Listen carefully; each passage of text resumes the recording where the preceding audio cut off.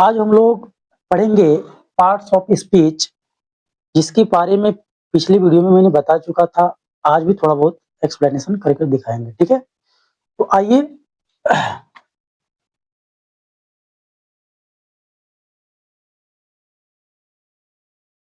The words which used in sentence according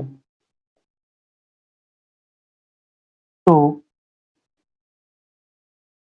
their function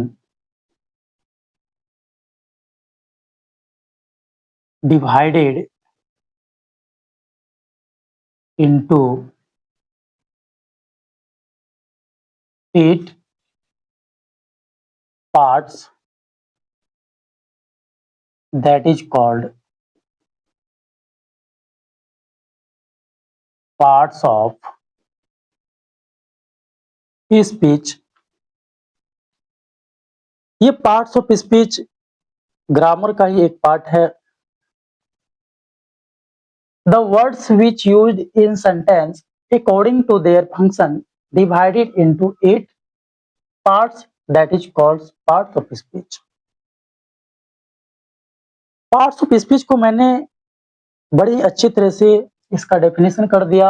अब इसे मैं एक सेकेंड सेंटेंस के अकॉर्डिंग समझूंगा कि पार्ट्स ऑफ स्पीच क्या बताता है, ठीक है। तो आइए एक सेंटेंस लिखते हैं, जैसे India is the best country of the world. साथियों, इस सेंटेंस के अकॉर्डिंग मैं समझूंगा कि पार्ट्स ऑफ स्पीच में क्या प्रक्रिया होती है, क्या घटना घटती है। मैं इसके बारे में थोड़ा चर्चा करूंगा। तो आइए थोड़ा मैं देखते हुए बताते हैं कि इंडिया शब्द जो है ये भी एक शब्द है भाई, और इज भी एक शब्द है, द भी शब्द है, बेस्ट भी शब्द है, कंट्री भी शब्द है, ऑफ द वर्ल्ड भी क्या है, शब्द है। लेकिन क्या आपको पता है कि सभी शब्द का अलग अलग नाम होता है? शब्द तो सब है, बट सभी शब्दों का अलग अलग नाम है। देखिए, तो इंडिया शब्द है, बट इस इंडिया का नाम है, देखिए इसको कहा जाता है नाउन। इस शब्द का नाम नाउन है। इज भी है, तो इज भी हेल्पिंग वर्ब होता है। द भी क्या है, आर्टिकल है। बेस्ट क्या है, एडजेक्टिव है। कंट्री क्या है, कंट्री भी नाउन है। और ऑफ क्या है, तो प्रीपोजिशन है। द क्या है, तो आर्टिकल है। और वर्ल्ड क्या है, नाउन है। तो इस सेंटेंस में, जैसे सेंटेंस का निर्माण कई शब्दों के कंबाइंड से हुआ है और उन सभी शब्दों का अलग अलग नाम होता है, तो उन शब्दों का नाम जानने के लिए कि वह शब्द कौन सा शब्द है, उस शब्द का क्या नाम है, तो मुझे ये पार्ट्स ऑफ स्पीच बताता है। और उसी के कार्य के अकॉर्डिंग ये शब्द जो है, ये पार्ट्स ऑफ स्पीच का डिफिनेशन लिखा गया है कि the words which used in sentence according to their function divided into 8 parts, that is called parts of speech. यानी कि वह शब्द सेंटेंस में, वह शब्द जो अपने कार्य के अनुसार ही कार्य करता है, उसके कार्य के अनुसार से पार्ट्स ऑफ स्पीच को 8 भागों में विभाजित किया गया है। उसके बारे में थोड़ा जान लेते हैं। सबसे पहला है नाउन, दूसरा है प्रोनाउन, तीसरा एडजेक्टिव, चौथा एडवर्ब, पांचवा प्रीपोजिशन, छठा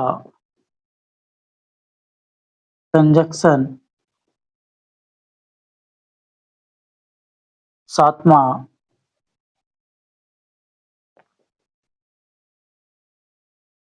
पहला देखिए noun, pronoun, adjective, verb, adverb, preposition, conjunction, interjection और एक छूट गया था, आठवीं में उसको लिख देते हैं वर्ब। साथियों, मुझे इस पार्ट्स ऑफ स्पीच के अकॉर्डिंग मुझे इस सारी चीजों को जानना जरूरी है, तब समझेंगे कि किसी भी सेंटेंस में शब्द का नाम क्या है। तो इस पार्ट में सबसे पहले नाउन आता है और मैं इस नाउन के बारे में सर्वप्रथम जानूंगा। ठीक है, तो आइए आप लोग स्क्रीनशॉट लीजिए इसका, तो उसके बाद फिर से हम आप लोगों को नाउन, जो कि पार्ट्स ऑफ स्पीच का पहला भाग नाउन है, नाउन के बारे में एक्सप्लेनेशन करेंगे।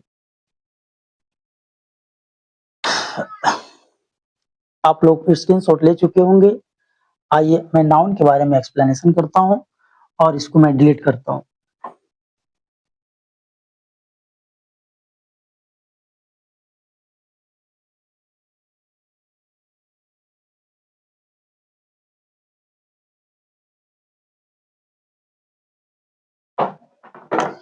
सबसे पहले देखेंगे कि नाउन, नाउन क्या होता है। नाउन जिसका हिंदी अर्थ होता है संज्ञा, तो संज्ञा को लेते हैं संज्ञा।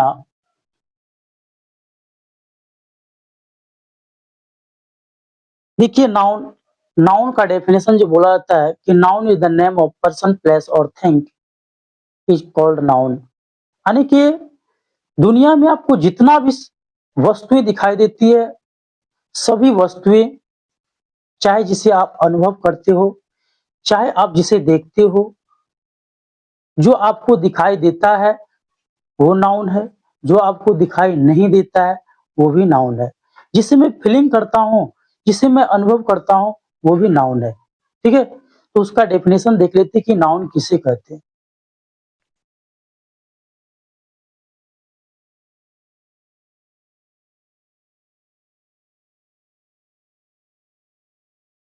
Name of, noun is the name of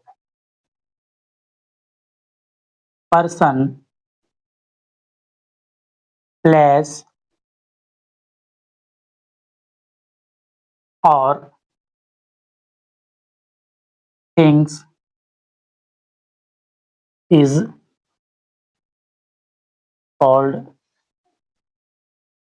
noun. इसी में बताया जा रहा है कि noun is the name of person, place और things and emotion is called noun. इसका कहने का मतलब है कि नाउन है, यानी कि noun is the name of person, यानी कि पर्सन का नाम, प्लेस का नाम और कोई भी चीज हो जिससे कि भाव उत्पन्न हो, इमोशन पैदा हो, इस सारी क्या कहलाता है, नाउन कहलाता है। एग्जाम्पल के लिए लेते हैं, जैसे बोलेंगे एग्जाम्पल में कि पर्सन के थ्रू, पर्सन में क्या आ जाता है, जैसे राम, ये कोई व्यक्ति है, मोहन, ये भी कोई व्यक्ति होता है। प्लेस, प्लेस में क्या आ जाएगा, प्लेस का मतलब होता है स्थान, क्या होता है, स्थान होता है। तो स्थान में आ जाता है, क्या आ जाएगा, पटना आ जाएगा, मुंबई आ जाएगा। थिंग्स में क्या आ जाएगा, थिंग्स में कोई भी चीज आ सकती है, जैसे पेन हो गया, टेबल हो गया। इमोशन, इमोशन का मतलब क्या होता है, भावुक होना, क्या होता है, भावुक होना, इमोशनल होना। इमोशन में क्या होता है, खुशी, दुख, कष्ट, ये सारा क्या चीज होता है, इमोशन होता है। क्या मैं खुशी को देख पाऊंगा, नहीं, उसको इमोशन कर सकते हैं, उसको फीलिंग कर सकते हैं। तो इसलिए इमोशन में क्या आ सकता है, गुड आ सकता है, बैड आ सकता है, ईटीसी, बहुत सारा चीज आएगा। ठीक है, तो इस नाउन का भी कई पार्टों में बांटा गया है। नाउन को भी 5 प्रकार का होता है। नाउन को 5 भागों में बांटा गया है। तो सबसे पहला होता है प्रॉपर, दूसरा होता है कॉमन, तीसरा होता है कलेक्टिव नाउन, चौथा मटेरियल नाउन, पांचवा होता है एब्स्ट्रैक्ट नाउन। इस पांचों नाउन को मैं बारीकी से देखता हूं तो सबसे पहले नाउन में आता है प्रॉपर नाउन। तो प्रॉपर नाउन का मतलब क्या होता है? व्यक्तिवाचक संज्ञा। व्यक्तिवाचक संज्ञा यानी कि प्रॉपर में क्या होता है कि proper noun is the name of particular person, place और थिंग। स्पेसिफिक, यूनिक, जिसे विशिष्ट कह सकते हैं, खास कह सकते हैं। जो वस्तु क्या हो, खास हो, स्पेशल हो, यूनिक हो, वो क्या कहलाएगा? प्रॉपर नाउन कहलाता है। तो प्रॉपर नाउन में आ जाएगा जैसे हिमालय, गंगा, राम। देखिए, हिमालय एक ऐसा नाम है जो दुनिया में हिमालय एक ही है। गंगा, गंगा भी एक ही यूनिक नाम है। किसी व्यक्ति का नाम जैसे राम है, ये राम भी क्या है? एक यूनिक नाम है। किसी पर्सन का यूनिक नाम जो होता है वो क्या कहलाता है? प्रॉपर नाउन कहलाता है। और इसमें आएगा जैसे हिमालय, गंगा, राम, ईटीसी, बहुत सारे आएगा। जो कि यूनिक नाम हो, जो खास हो, जो स्पेसिफिक हो, that is called proper noun. Common noun, common noun का हिंदी होता है जातिवाचक संज्ञा। जातिवाचक संज्ञा में जैसे इसमें हिमालय आता था, गंगा आता था, राम आता था, उसी प्रकार से जैसे इसमें देखेंगे तो कॉमन नाउन में जैसे किसी भी वस्तु के, किसी भी वस्तु हो, उसका जाति का बोध कराता है। जैसे बॉय, बॉय क्या है? तो कॉमन नाउन है। गर्ल क्या है? GIRL, गर्ल भी क्या है? कॉमन नाउन है। इसे काव देखेंगे, काव भी क्या है? कॉमन नाउन है। गोट देखेंगे, GOAT, गोट भी क्या है? कॉमन नाउन है। ऑक्स क्या है? कॉमन नाउन है। यानी कि बॉय, गर्ल, काव, गोट, ऑक्स, ये क्या है? एक जाति को संबोधित कर रहा है, जाति को इंडिकेट कर रहा है। ये लड़का जाति का है, ये लड़की जाति का है, ये काव है, ये गोट है, ये ऑक्स है। गाय का भी कई प्रजातियां होती है, गोट का भी कई प्रजाति होती है, गर्ल का, बॉय का। देखिए, आसानी से हम बोल सकते हैं कि जिसे सिंगुलर से प्लूरल बनाया जा सकता है, जिसे सिंगुलर से प्लूरल बनाया, जैसे ये बॉय है, इसको हम क्या कर सकते हैं? बॉयज बना सकते हैं। गर्ल है तो गर्ल को GIRLS, गर्ल्स बना सकते हैं। काव है तो काउज को सिंगुलर से प्लूरल बनाने के लिए COWS, काउज बना सकते हैं। गोट है तो GOATS, गोट्स बना सकते हैं। ऑक्स को ऑक्सेन बना सकते हैं। यानी जिसे सिंगुलर से प्लूरल बनाया जा सकता है, प्लूरल से सिंगुलर बनाया जा सकता है, वो क्या कहलाता है? कॉमन नाउन कहलाता है। समझ में आ रहा होगा आप लोगों को? उसी प्रकार से देखेंगे कलेक्टिव नाउन। कलेक्टिव नाउन का हिंदी होता है समूहवाचक संज्ञा। समूहवाचक, नाम से ही पता चलता है कि किसी वस्तु का समूह, किसी वस्तु का समूह। कलेक्टिव नाउन में, कलेक्टिव नाउन में जैसे किसी भी वस्तु का समूह देखेंगे, जैसे इससे समूह का बोध होता है। किस चीज का बोध होता है? तो समूह का बोध होता है। जैसे bunch of flower, BUNCH, bunch of flowers, फूलों का गुच्छा। फूल भी कई तरह के होते हैं। फूल क्या होते हैं? कई तरह के होते हैं, लेकिन सभी फूलों को जब आपस में जोड़ दिया जाता है तो किस चीज का निर्माण होता है? एक बंच का, एक गुच्छा का निर्माण होता है। और जब समूह हो जाता है, समूहित हो जाता है, तो एक समूह का निर्माण कर देता है, जिसको क्या बोलते हैं? कलेक्टिव नाउन कहते हैं। जैसे बंच ऑफ फ्लावर्स, फूलों का गुच्छा, ये फूलों का गुच्छा कौन सा नाउन होगा?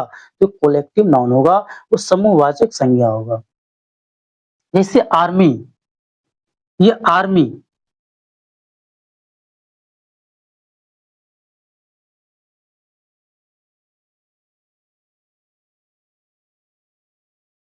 आर्मी, तो आर्मी जो होते हैं वो भी क्या है? तो वो भी कलेक्टिव नाउन है।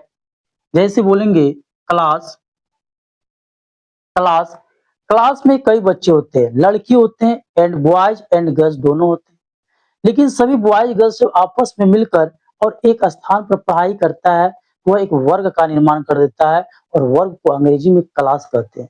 और वो क्लास क्या होता है? तो क्लास भी हमारा क्या होता है? कलेक्टिव नाउन होता है। तो आशा हो आप लोग को समझ में आ रहा होगा। तो उसी प्रकार से आगे देखेंगे मटेरियल नाउन। मटेरियल नाउन जिसे हम गिन नहीं पाते, इसका हिंदी अर्थ क्या होता है? द्रव्यवाचक संज्ञा होता है।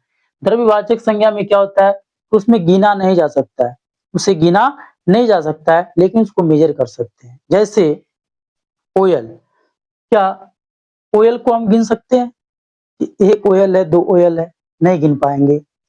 बट उसे क्या कर सकते हैं? उसके यूनिट में उसको क्या कर सकते हैं? मेजर कर सकते हैं, उसको तौल सकते हैं कि 2 लीटर, 3 लीटर, 4 लीटर ऑयल है। तो हमारा ऑयल जो होते हैं, तो ऑयल क्या है? ऑयल हमारा एक मटेरियल नाउन है। ये पदार्थ जो है मटेरियल नाउन है। वाटर, WATER, वाटर, वाटर को हम गिन नहीं सकते हैं।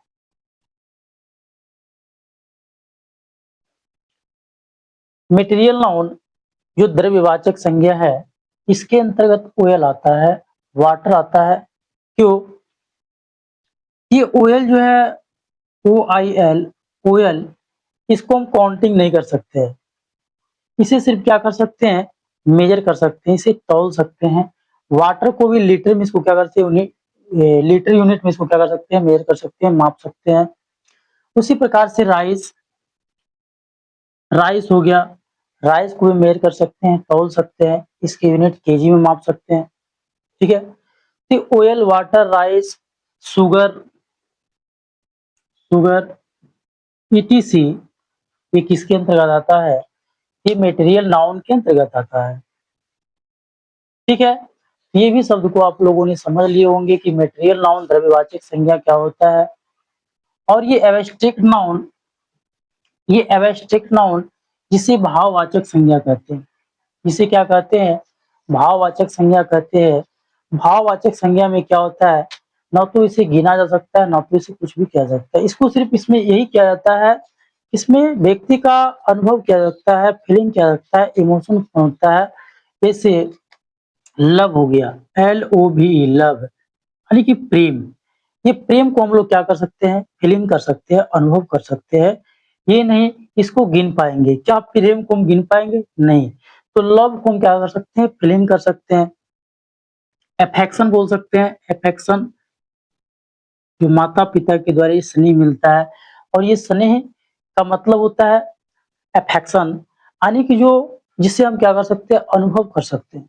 अफेक्शन हो गया, लव हो गया, ये सारा किसके अंतर्गत आता है? एब्स्ट्रैक्ट नाउन के अंतर्गत आता है।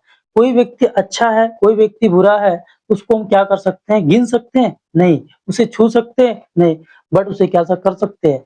अनुभव कर सकते हैं। और जिसे मैं अनुभव कर सकते हैं, वही हमारा क्या कहलाता है? एब्स्ट्रैक्ट नाउन कहलाता है। जैसे बेडनेस, BADNESS, ये बेडनेस क्या है? ये एब्स्ट्रैक्ट नाउन है। गुडनेस क्या है? GOOD, गुड, NESS, गुडनेस, ये भी क्या? अच्छाई, बुराई, स्नेह, लव, प्रेम, ये सारा क्या होता है? एब्स्ट्रैक्ट नाउन के अंतर्गत आता है। जैसे बुढ़ापा, तो बुढ़ापा को हम लोग क्या कर सकते हैं? अनुभव कर सकते हैं। ओल्डनेस, ये बुढ़ापा जो है, इस बुढ़ापा को मैं अनुभव कर सकता हूँ। जैसे चाइल्ड,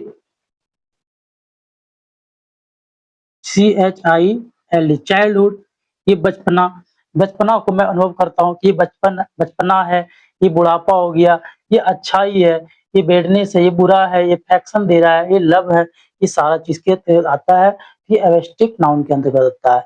हमारा नाउन नाउन का कंसेप्ट मेरा क्लियर हो गया। आशा होगा कि आप लोगों को नाउन का कंसेप्ट क्लियर हुआ होगा। इस नाउन को, ये नाउन हमारे ओल्ड इंग्लिश ग्रामर के अकॉर्डिंग था कि नाउन जो होते हैं 5 प्रकार के होते हैं। आज के मॉडर्न इंग्लिश ग्रामर में नाउन को 3 रूपों में बाँटा गया है। मैं इसे अगले क्लास में बताऊँगा। आज का क्लास इतना पर ही एंड किया जाता है। धन्यवाद। Thank you for watching my video.